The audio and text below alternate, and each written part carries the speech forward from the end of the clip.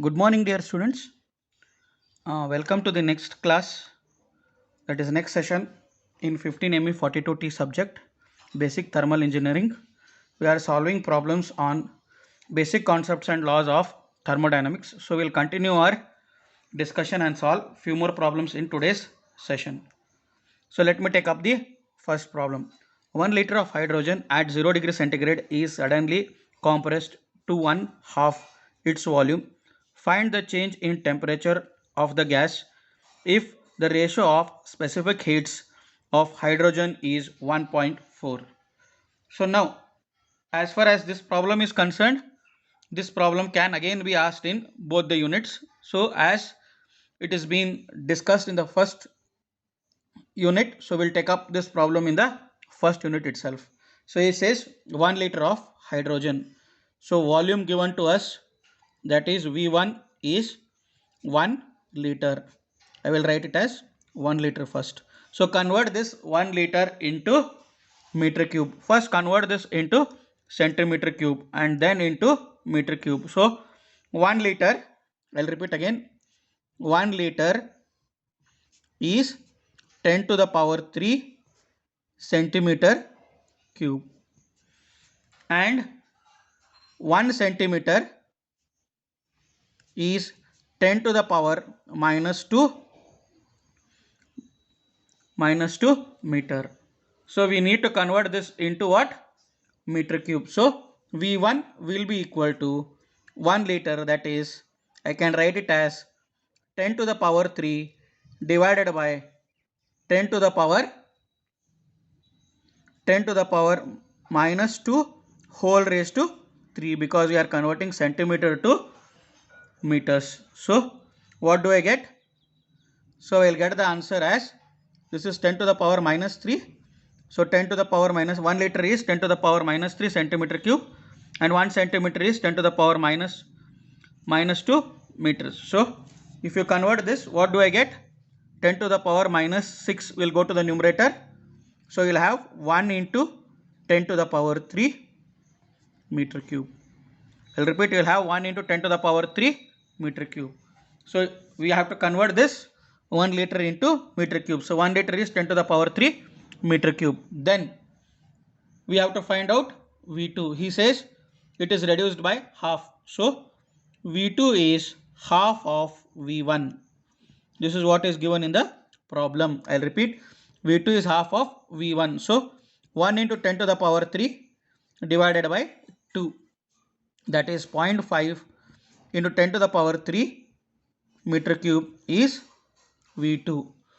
Then gamma is given in the problem. Gamma is 1.4. So he has given us the value of gamma 1.4. Similarly, no other things are given to us.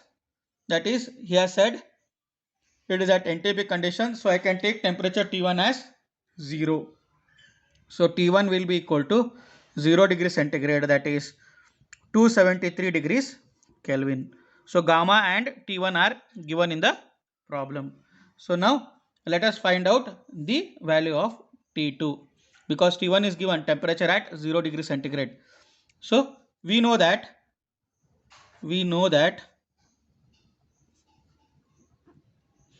again, this is from the next chapter, that is what I am telling.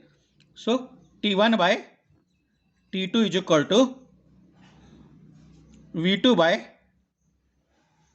V1 to the power gamma minus 1. That is, V2 is 0.5 into 10 to the power 3 divided by V1 is 1 into 10 to the power 3 whole raised to gamma is 1.4 minus 1. So you will get the value of T2 by T1 as 0.758. I repeat, you will get T2 by T1 by T2 as 0.758. So find out the value of T2 now. T2 will be equal to T1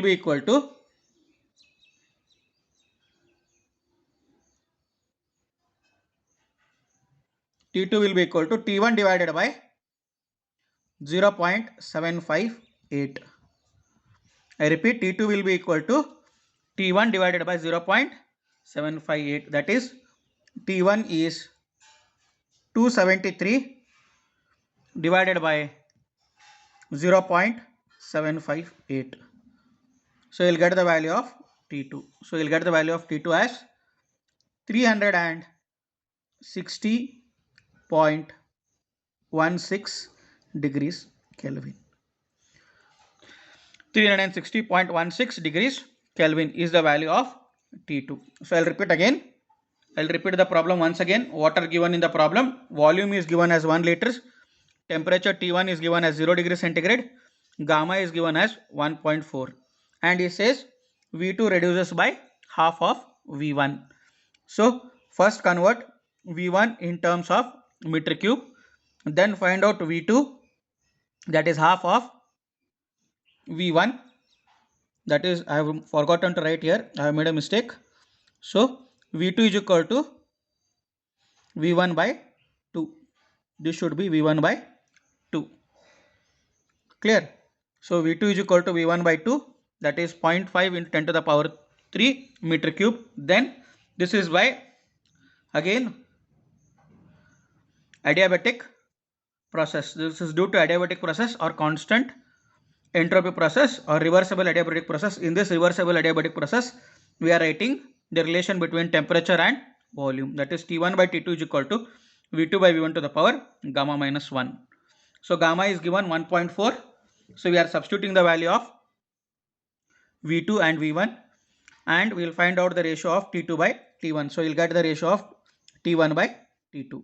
So T1 by T2 will be equal to 0.758. So therefore T2 will be equal to T1 by 0.758. You will get the value of T2 as 360.16 degrees Kelvin.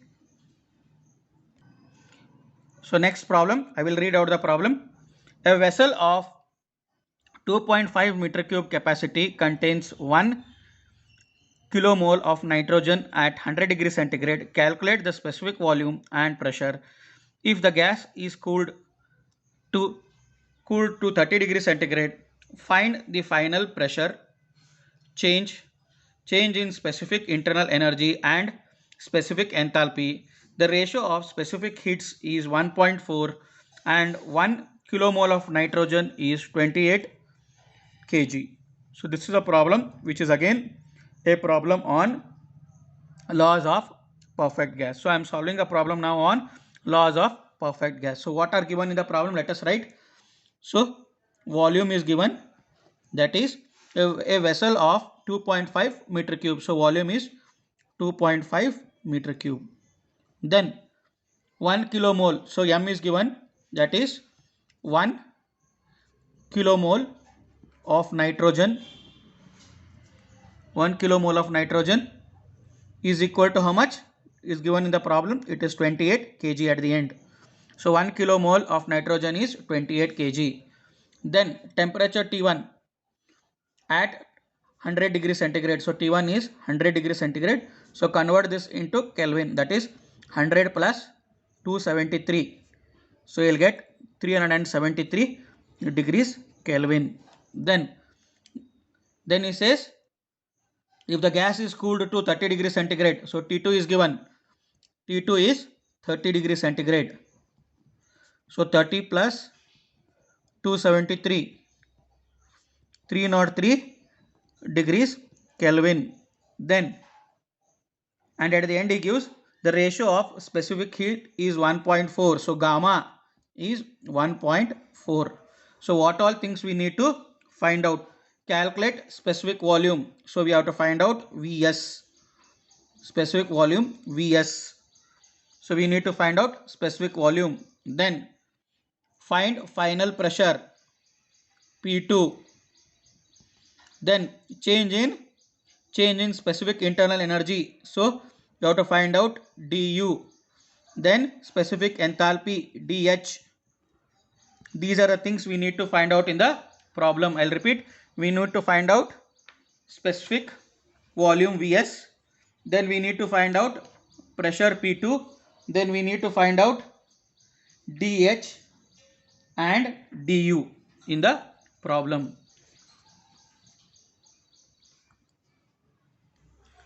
So with this given data, let us continue solving the problem with all the data. So we know that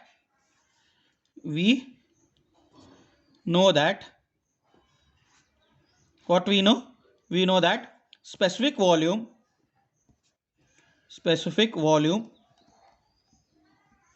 Vs is V1 by M. This is what we know.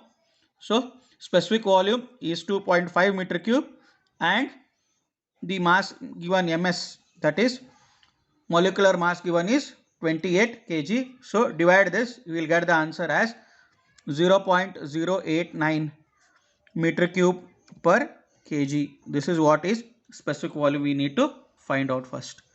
Then after finding out specific volume, let us find out the other parameters which are asked in the problem. So let us find out first P1 and then P2. So to find out this value of P1 and P2, let us find out first gas constant R. So gas constant R is equal to Ru by M. This is what we know. R is equal to Ru by M. That is, the value of R is known, 834 joules per kg mole Kelvin. This is what is a constant Ru. So it is 88314 divided by 28. M is given 28. So you will get the value of Ru. That is, you will get the answer as 297 joules per kg Kelvin. So after getting the value of R, then use the characteristic gas constant equation, that is P1 V1 is equal to MR T1. That is, P1 will be equal to MR T1 by V1. So M is given 28, R you have found out 297, then into temperature is given, that is 373 divided by T1 is given as 100 degrees centigrade, so it is 373 divided by 2.5. So you'll get the answer, that is 12.4 into 10 to the power 5 Newton per meter square. So 12.4, 1 into 10 to the power 5 Newton per meter square is bar. So you will get 12.4 bar. That is, I'll repeat, 1 into 10 to the power 5 Newton per meter square is nothing but 1 bar. So I repeat, you know the value of M 28, R is given to us 297, into T1 373 divided by V1. So using calculator, if you calculate, you will get the answer as 12.4 into 10 to the power 5 Newton per meter square. 1 into 10 to the power 5 Newton per meter square is 1 bar. So 12.4 bar. So as the process is constant volume process, so we need to find out final pressure. So final pressure is asked in the problem. So final pressure for cooling, and the process is at constant volume. When the volume remains constant, what is the meaning? V1 is equal to V2. So what relation we get? P1 by T1 is equal to P2 by T2. I repeat, P1 by T1 is equal to P2 by T2. So using this relation, find out the value of P2. So P2 will be equal to P1 by T1 into T2. So substitute these values. P1 is 12.4 into 10 to the power 5. Again I am converting into Newton per meter square, into T1 is 303. That is, he has given us the value of temperature as 30 degrees centigrade. So we have converted that into Kelvin as 303 divided by T1 is 373. That is, it is 100 degrees centigrade. Again it is converted into Kelvin. So please don't make mistake by taking directly 30 and 100. You have to convert these two temperatures into Kelvin. Please repeat again. I am repeating again. You have to convert these temperatures into Kelvin. So we get 10.37 into 10 to the power 5 Newton per meter square. Again, 1 into 10 to the power 5 Newton per meter square is bar. So 10.17 bar is the value of P2 which is asked in the problem. Then next we can use now the ratios of specific heat. That is, we know that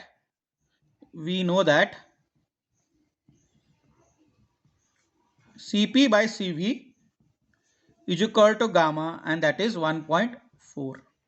And similarly, from this I can write Cp is equal to 1.4 into Cv.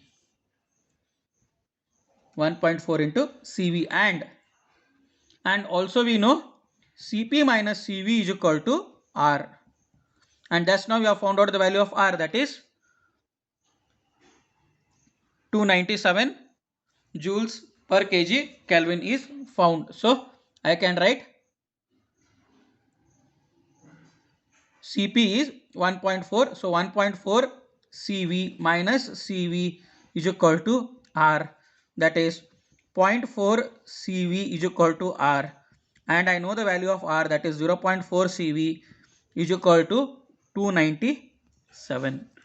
I repeat, I know the value of R as 297, that is Cp minus Cv is equal to R.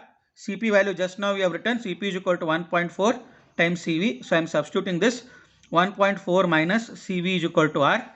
So 1.4 minus 1 becomes 0.4 Cv. Cv is equal to R. So 0.4 Cv is equal to R.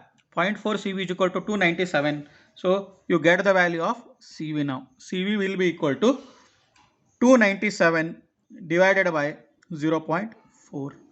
So that is, you get the answer as 742.5 joules per kg Kelvin. So you can convert this into kilojoules per kg Kelvin, that is divide it by 1000. So you will get the answer as 0.7425 kilojoules per kg Kelvin.